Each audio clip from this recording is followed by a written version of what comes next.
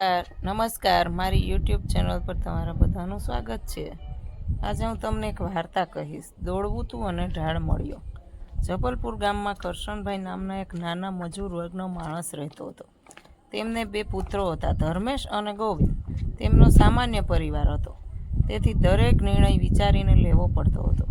કરશનભાઈ ખૂબ જ સમજદાર અને શાંત સ્વભાવના હતા, પરંતુ મોટો પુત્ર ધર્મેશને કોઈની સલાહ લેવી પસંદ ન હતી। જ્યારે નાનો પુત્ર ગોવિંદ દરેક બાબતમાં પિતાની સલાહ લેવી એ પોતાની ફરજ માનતો હતો। એકવાર ગામમાં વચ્ચે એક નવું બાંધકામવાળું મકાન વેચાવ હતું। તેની જાણ ધર્મેશને થઈ।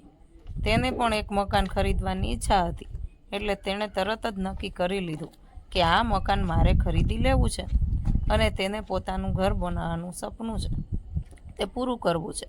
પણ તે મકાનની જગ્યા થોડી સારી હતી, પરંતુ ત્યાં પાણીની સગવડ ન હતી અને રસ્તો પણ સાંકડો હતો।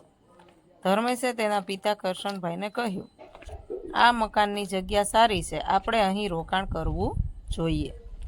કરશનભાઈએ તેના પુત્ર ધર્મેશને સમજાવ્યું કે બેટા, તું થોડો વિચાર કર, તે મકાનનો રસ્તો સારી રીતે વિકસિત નથી અને પાણીની સુવિધા પણ ખૂબ મહત્વની છે।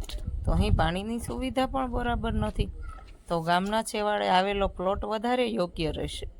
તો આપણે તે પ્લોટ ખરીદીએ અને ત્યાં રોકાણ કરી અને ત્યાં આપણે એક સરસ મજાનું મકાન બનાવીએ। ધર્મેશે તરત જ જવાબ આપ્યો, એ તો ગામનું પાદર કહેવાય, ત્યાં કોણ રહેવાનું પસંદ કરે? પરંતુ થોડા દિવસોમાં જ ગોવિંદ પોતાની બચતમાંથી થોડો મોટો પ્લોટ ગામના પાદર વિસ્તારમાં ખરીદ્યો। ત્યાં પાણીની લાઈન આવેલી હતી અને ગ્રામ પંચાયતની નવી યોજના મુજબ ત્યાં ટૂંક સમયમાં શાળા અને બજાર પણ બનવાનું હતું।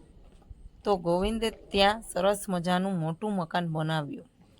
ધર્મેશે પોતાના ભાઈને પૂછ્યું, આ જગ્યા તને કોણે બતાવી? ગોવિંદ હળવેથી હસીને બોલ્યો, પિતાજીએ। તેમણે જે સલાહ આપી હતી તેમાં દૂરંદેશી હતી।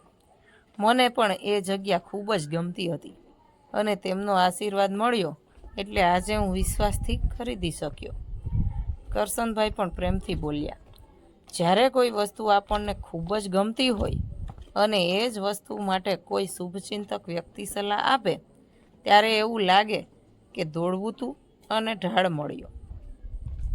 સારાંશ: જ્યારે કોઈ વસ્તુ આપણને ગમતી હોય ત્યારે જો આપણા શુભેચ્છક વ્યક્તિ પણ એ જ વાતનું સૂચન કરે તો તેમાં પ્રેમ અને સમજણ બંનેનો સમન્વય હોય છે।